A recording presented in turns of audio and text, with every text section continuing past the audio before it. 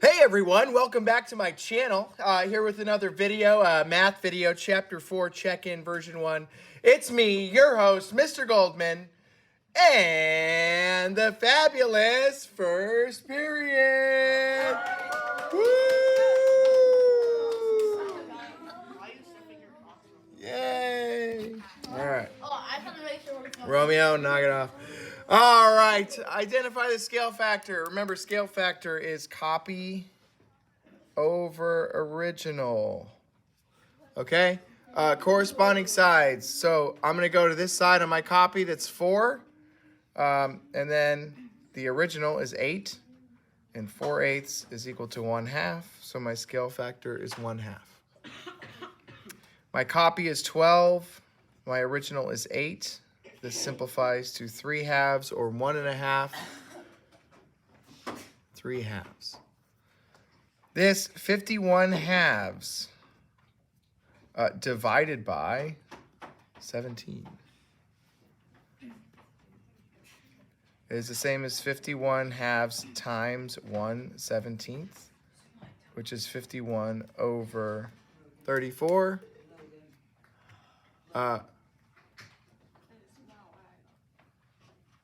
Which happens to be 1/2 or 3/2. Right? Yeah, perfect. Because that's 1 and 17 34ths. There you go. A couple problems here. People left this as 25.5 over 17. Simplify that a little bit more, right? Don't have a decimal in your fraction. I might have given that to you if I was in a good mood, but in the future, make sure it should be 3/2, or even 51 over 34 would be good, something like that.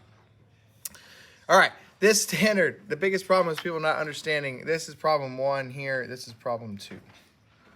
Grace watches 2 episodes of Bluey every day after school. On weekends, she watches 14 episodes of Bluey each day. Is the relationship between episodes of Bluey and number of days proportional? It is not. No, because the rate is not consistent, right? Okay. If you made a table and did days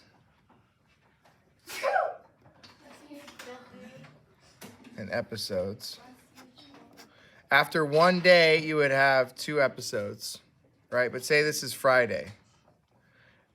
After Saturday, the second day, you would now have 16 episodes. So doubling does not work. Right. It's a lot of episodes. Is this proportional? No. It's not a straight line, and it doesn't go through the origin. All proportional relationships look like that. They start at the origin, and they are a straight line. So you should have written that, but in the interest of time, I will just say it. Are these proportional? Why or why not? The answer is no. If they were, then all of the sides, copy over original, would be the same. The ratios would be the same. So I have 6.7 over 6.4 would equal 6 over 5, which would equal 3 over 4. Now, very clearly, I can see that 6 over 5 does not equal 3 over 4. This number is bigger than 1. This number is less than 1. So this is definitely not proportional. All right, standard 9. The biggest problem with standard 9 was writing it in the appropriate form. If you can see, it's 2 comma 45. So I would just do 45 divided by 2 and get 22.5. That's the numerical value of my unit rate. My unit rate is not just 22.5. It's 22.5 Y dollars per X. Same thing here, 2 is 60, which means 2 hours is $60. So I would divide Y divided by X and get 30. And the unit rate is 30, again, dollars per hour. Here, there's a bunch of points. I'm just going to pick this one, which is 10 and 15. My y value is 15. My x value is 10. I'm going to divide and get 1.5 or $1.50 dollars. So I'm going to write it like I should write that like that also. $1.50 per square feet of carpet. Okay, you had to have all of that. You couldn't just write the number. Okay. Same with standard 10, you also needed the explanation. So these are all my x and my y, x, y, x, y. And if I divide, 10 divided by 2 is 5, 20 divided by 4 is 5, 30 divided by 6 is 5. So my unit rate is 5 y dollars per x sandwich. My unit rate here, 7.5 divided by 3 is 2.5. 10 divided by 4 is 2.5. And 12.5 divided by 5 is 2.5. So $250 again per donut. Those are expensive donuts. And here, and again, you could use a calculator, right? So if you did 11 divided by 2, you have 5 point, what? Yeah, sorry. 5.5. 22 divided by 4 is also 5.5. And 33 divided by 6 is 5.5. So you see the unit rate's the same for all of them, which is key. So I have 5.5. Y value is burritos per day. That's the diet that I adhere to. 5.5. 5.5 burritos a day, every day. Yeah. All right. This one was a little confusing also. For some reason that these are two different problems, right? Sarah's earnings and then the number of songs. So here, the problem is, can I write an equation from a graph? And I see that my unit rate is $10 per hour. So my equation needs to be in this form. Remember, the only thing I'm changing is K. And K is the numerical value of the unit rate. So the answer is y equals 10x. This is the one that you really wanted to benefit from having a calculator. 5.83 divided by 11. Remember, it's always y divided by x will give you 0.53, and that's the same. We'll just do one more. 8.48 divided by 16, 53 cents. So it's 53 cents per song. So my equation is y is 0.53x.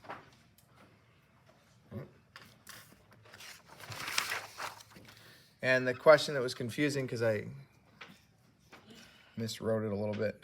This should be unit rate. Company orders box lunches from a deli. Assume each box lunch is the same price.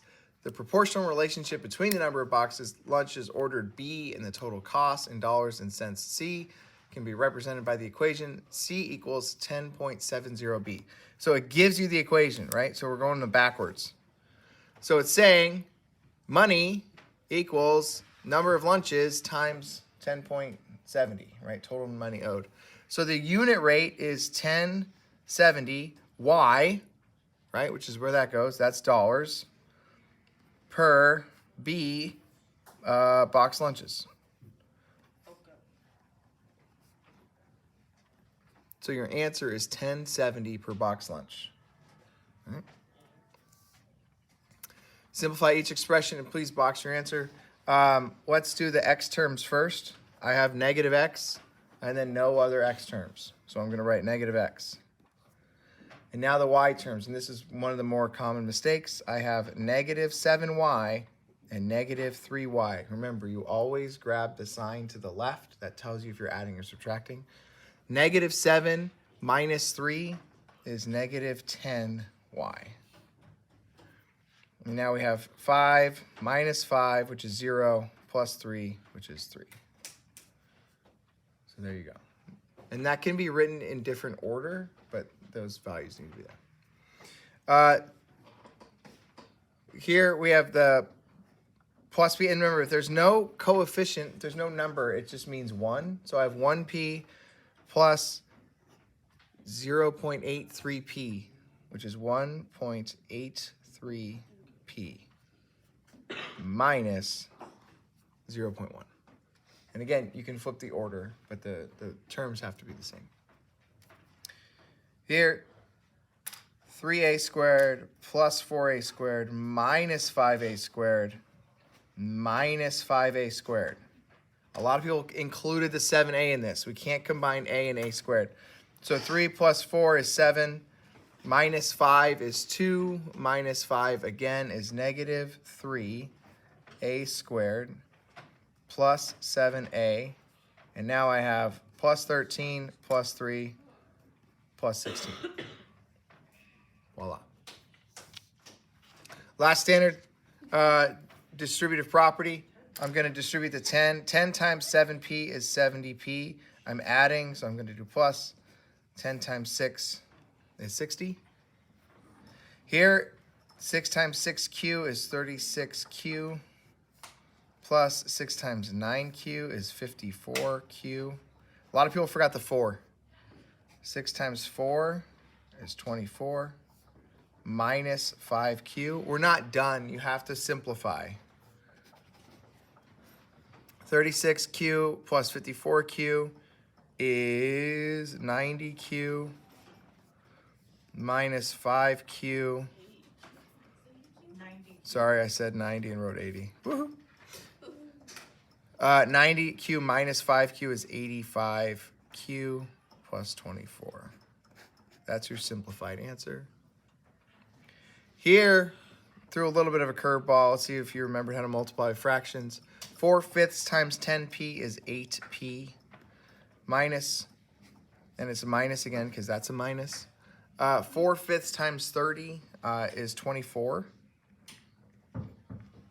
Minus 8p squared. You can just leave it just like that. There you go.